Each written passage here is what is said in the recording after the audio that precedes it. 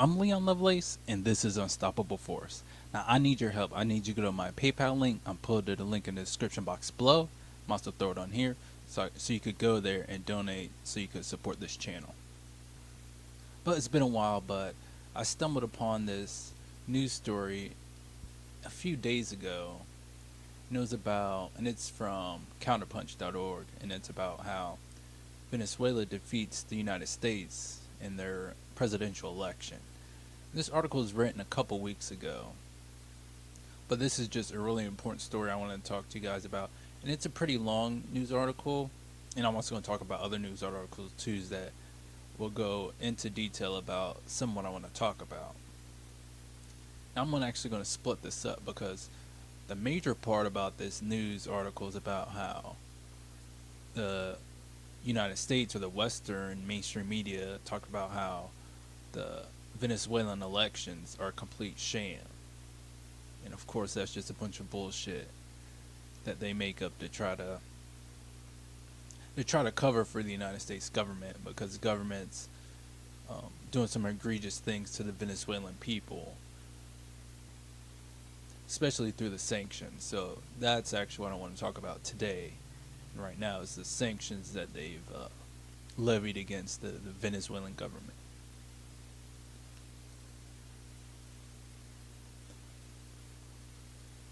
So I just wanted to look at just a little bit of information about, like, in recent history, when did the United States first levy sanctions against Venezuela.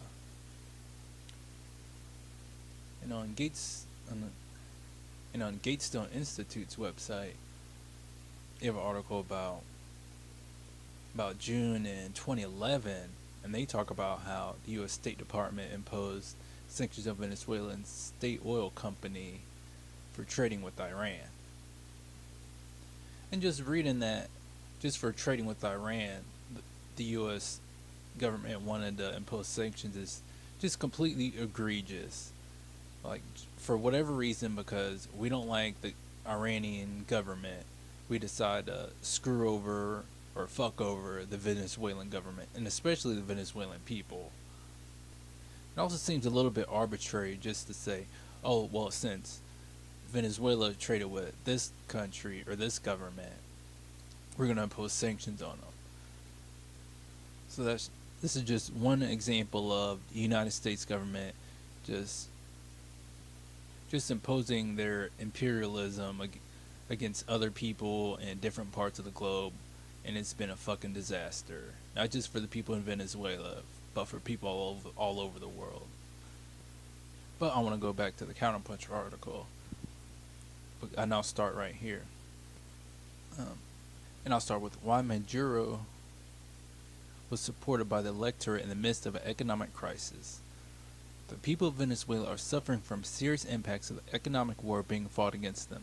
The U.S. sanctions combined with a drop in oil prices have sent the Venezuelan economy reeling.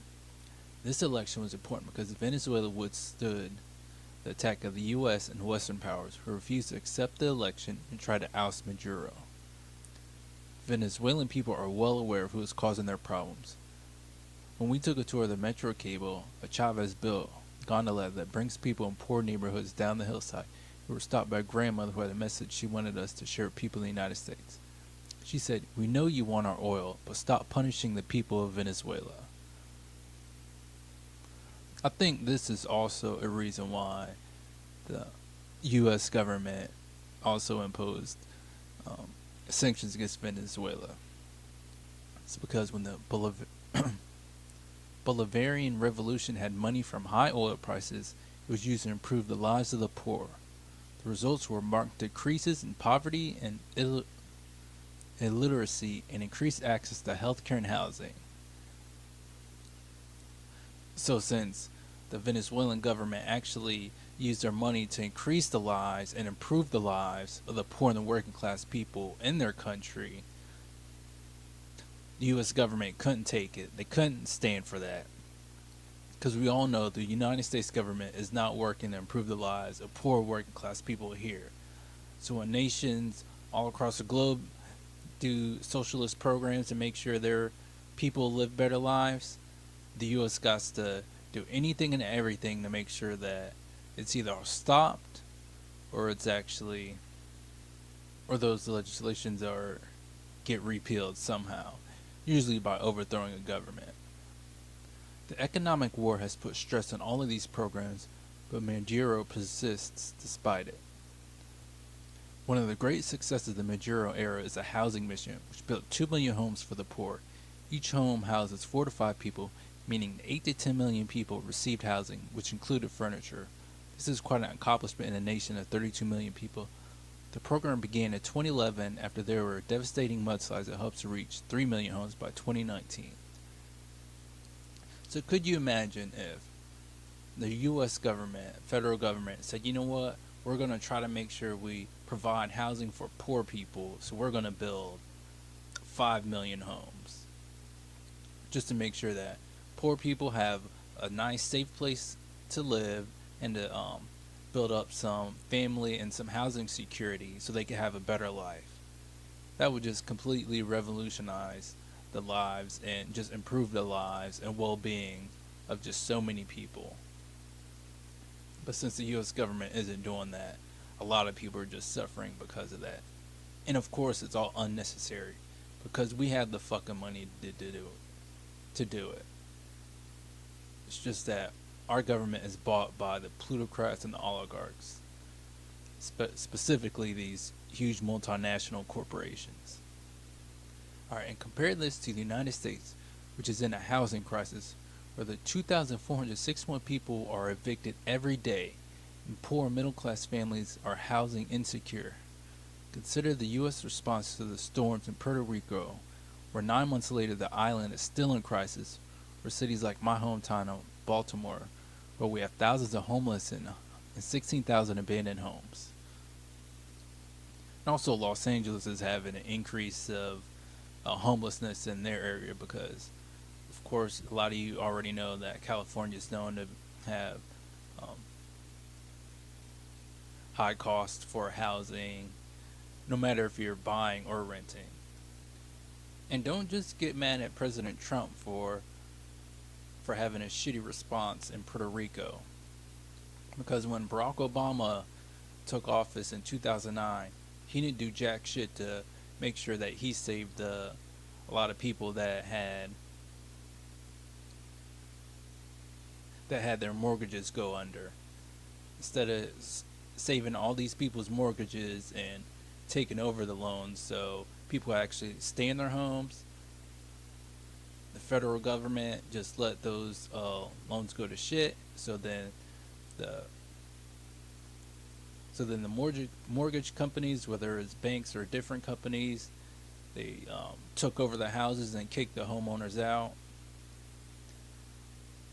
And of course that just ruined the lives of just millions of people, and it just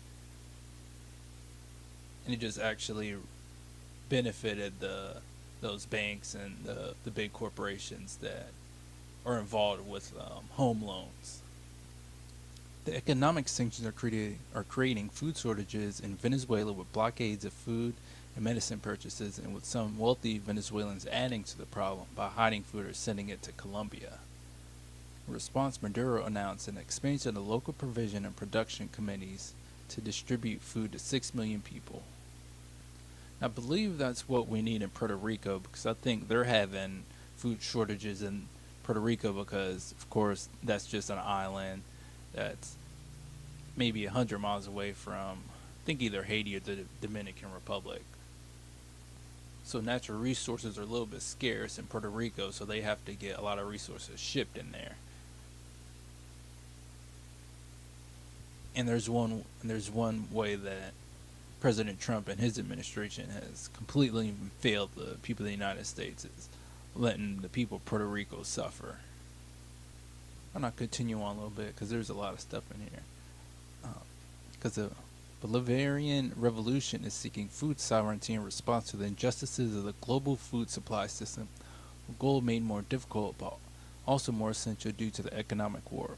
Food production is a long-term problem in Venezuela due to its oil-based economy, which caused farmers to move to urban areas in the 20th century.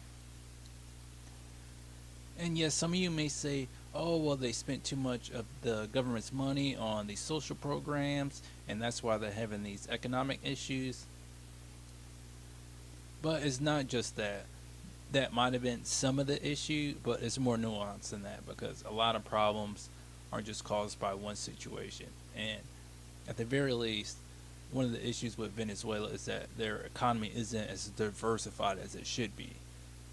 I.e., the government didn't also put more money into making sure that other industries are getting built up, like maybe manufacturing or transportation, or maybe a green energy system to start moving away from the oil. So we do need to get money out of politics, and it's not just for the benefit of us here, but also for the benefit of the people of Venezuela too. Because if we had politicians that actually represented us, I'm pretty actually I'm fairly certain that our government wouldn't be imposing sanctions on the Venezuelan government.